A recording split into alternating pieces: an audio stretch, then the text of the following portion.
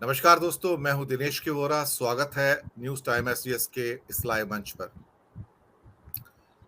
दोस्तों, क्या भारत अब एक ऐसे मोड़ पर आ गया है जहां पर अगर आपकी कोई व्यथा है, कोई आपको प्रताड़ित कर रहा है और आप अपनी कंप्लेंट, अपनी शिकायत पुलिस थाने में दर्ज करवाना चाहते हैं और ये शिकायतें यौन शोषण से संबंधित हों और पुलिस थाना उस शिकायत को ही दर्ज ना करे और फिर आपको भारत की सबसे बड़ी, जिसके ऊपर विश्वास किया जाता है, एक ऐसी इंस्टीट्यूशन जिसको कि एपेक्स कोर्ट या सुप्रीम कोर्ट कहा जाता है, आपको उसके दरवाजे खटखटाने पड़े कि एक एफआईआर लिखी जाए। अगर देश एक ऐसे मोड़ पर आ गया है तो फिर बेटी बचाओ, बेटी पढ़ाओ, बेटी बढ़ाओ, ये सब चीजें सिवाय दीवारों पर लिखे हुए नारों के अलावा कुछ नहीं है।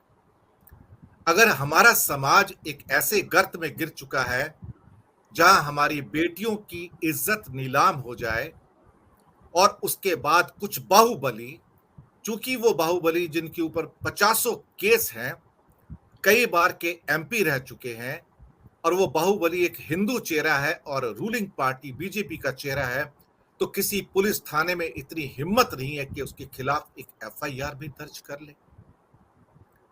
अगर ये नया भारत है जहां ना तो बेटियों की इज्जत है, ना बेटियों का सम्मान है, बल्कि उनका जो शोषण करने वाले हैं उनकी जय जयकार होती है, उनका महिमा मंडन होता है, उनका माल्यार्पण होता है।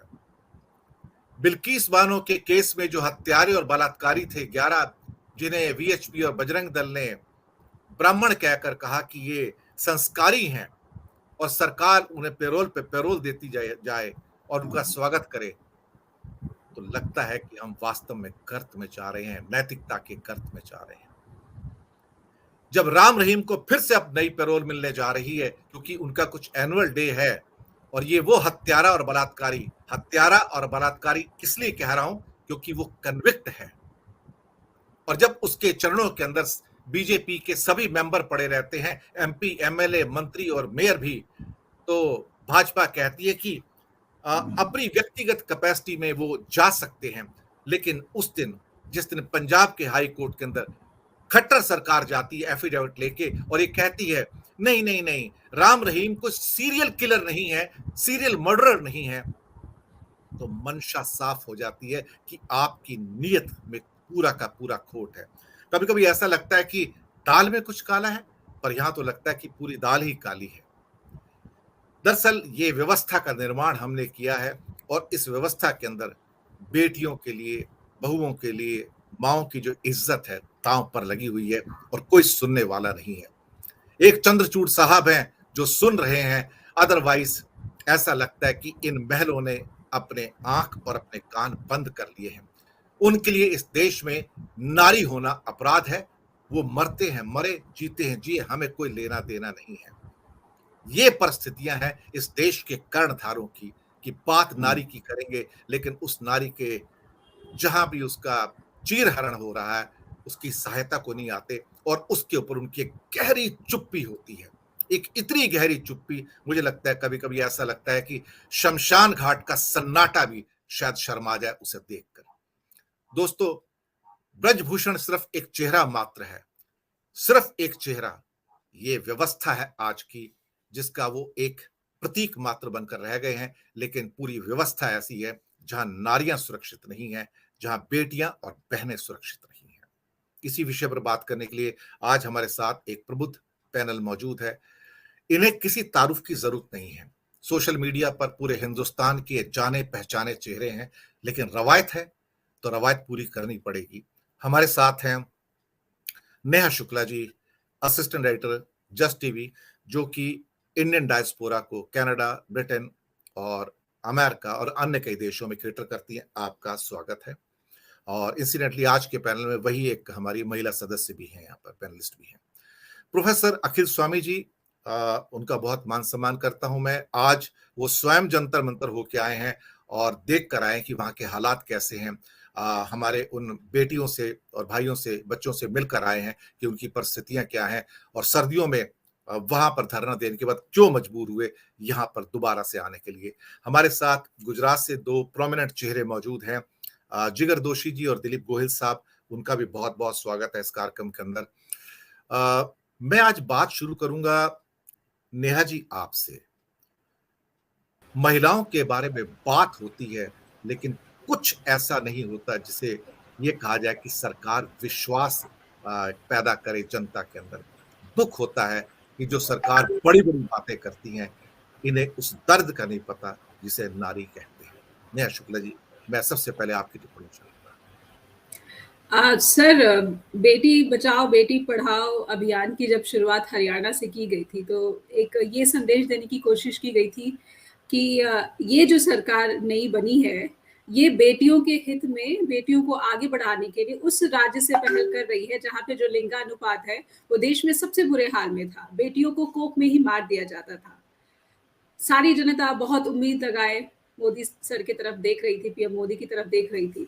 लेकिन एक-एक करके उनके जितने भी नारे थे, जितने भी अभियान थे, अब उनसे जब पर्दा हट चुका है, पूरी तरह से सामने सच्चाई आ चुकी है, तब ये लगता था कि क्या ये गरजने वाले बादल थे, जिनमें बारिश की एक बूंद तक नहीं थी? ये सवाल उठता है।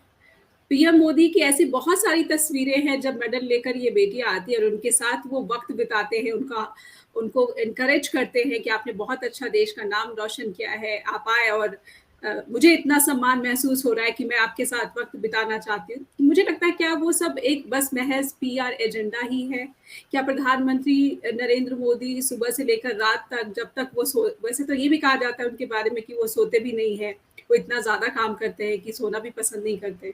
तो क्या पूरे समय में सिर्फ पीआर एजेंडा में इन्वॉल्व रहते हैं? क्या उनको जंतर मंतर पर दूसरी बार ये बेटियां आ गई है?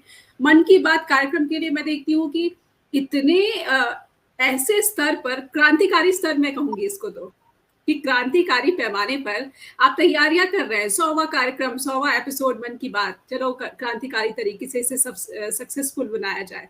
बीजेपी के कार्यकर्ता, बूथ लेवल के कार्यकर्ताओं की ड्यूटी लगा दी गई है कि इस कार्यक्रम को सिर्फ हिट ही नहीं बनाना है, बल्कि अपनी तस्वीरें भी खींच खींच के भेजनी है कि हाँ मैंने उपस्थित रहा, मैंने सुना है। तो प्रधानमंत्री का फोकस कहाँ है? दिख रहा है प्रधानमंत्री का फोकस सिर्फ और सिर्फ 2024 के चुनाव है। वहां पर जो ब्रांड मोदी है, कहीं ना कहीं इन सब आरोपों से, आलोचनाओं से, और जो मैंने कहा कि जिन नारों और अभियानों की जो सच्चाई खुल गई है पूरी तरह से, अब 9 वर्षों में शायद जनता को बहुत कुछ पता चल गया है, जो शायद पूरी कोशिश की गई, हर एजेंडे अपनाए गए, हर हथकंडे अपनाए गए कि ये सच जो है बाहर ना आ सके। मीडिया में जो है कंट्रोल कर लिया गया। मेन स्ट्रीम मीडिया बेशक नहीं बोल रही है इन बेटियों के बारे में, लेकिन फिर भी जो मुझे लगता है कि इन बेटियों के साथ देश की हर जनता की सहानुभूति है। हर जनता जब उन बेटियों की आंखों में आंसू देख रही है, मुझे लगता है 7 दिन हो गए हैं उनको बैठे हुए वहां पर, और जिस तरह से समर्थन मैं देख रही हूँ, जो तस्वीरें आ रही है वहां से, मुझे ये लगता है कि सरकार को ये कतई नहीं भूल करनी चाहिए कि जिस स्तर का किसान आंदोलन बन गया था, अगर ब्रजभूषण के खिलाफ सख्त कार्रवाई नहीं होती है, तो ये भी केंद्र सरकार के लिए, पीएम मोदी के लिए एक गले की फांस बन सकता है। एक बहुत बड़ी जो है, मुझे लगता है कि स्थिति जो है वो गंभीर है। और अनुराग ठाकुर एक तरफ स्टेटमेंट देते हैं कि मैं हिमाचल से आया, मैंने इतना लंबा ट्रैवल किया। आपका कर्तव्य है इन बेटियों के साथ, आप खेल मंत्री हैं, आपका कर्तव्य है, आपने एहसान नहीं किया है। आपने कहा कि 12.5 घंटे मैं बैठा हूं। अगर आप 12.5 घंटे बैठकर इस मसले को, समस्या को हल करना चाहते थे, तो 1 महीने में जिस कमेटी की रिपोर्ट आने वाली थी, उसमें 3 महीने क्यों लग गए? और जो आरोप लगाने वाले हैं, उस पक्ष को जब संतुष्टि नहीं है और आपने उनको बिना बताए रिपोर्ट तैयार कर दी, और रिपोर्ट तैयार कर दी तो जिसमें एक मेंबर हैं बबीता फोगाट, अगर उनकी सहमति नहीं थी तो उनसे जबरदस्ती हस्ताक्षर करवा लिए गए, और जबरदस्ती हस्ताक्षर करवा लिए गए। और सूत्रों से जब पता चला, साक्षी मलिक की मां का कहना है कि पता चला कि ये तो ब्रजभूषण को क्लीन चिट देने की तैयारी है। तो बेटियों को तो लगा कि उन्हें 3 महीने तक छलावा दिया गया है, उनके साथ धोखा हुआ है, तो वो जंतर मंतर पहुंचने पर मजबूर हो गई। एफआईआर वो फिर भी नहीं जाती, अगर आपने दिल्ली पुलिस ने कार्रवाई कर ली होती, एफआईआर दर्ज कर ली होती, तो शायद वो नहीं जाती। उनका जो न्याय व्यवस्था है, उस पे भरोसा बना रहता कि चलो यहाँ पर नहीं सुनवाई हो रही है, दिल्ली पुलिस तो करेगी। दिल्ली पुलिस के दामन पर एक बहुत बड़ा दाग है। दिल्ली पुलिस किस तरह से कार्रवाई करती है? बेटी के संरक्षण के लिए क्या दिल्ली पुलिस को सुप्रीम कोर्ट से जो है निर्देश लेने पड़ेंगे कि एफआईआर हाँ, अब मैं जो है हम एफआईआर यहाँ पर दर्ज करेंगे? मुझे बहुत अफ़सोस अच्छी बात है, मैं देखती हूँ कि कुछ सेलिब्रिटीज़, कुछ जो स्टार्स हैं, मैं नीरज चोपड़ा जैसे जो शख्सियत है, मैं उनको सैल्यूट करना चाहूँगी इस मंच पर, कि नीरज चोपड़ा सिर्फ़ देश को खेल के मैदान में ही नहीं देश का जो है नाम रोशन करे या देश की शान बढ़ा रहे।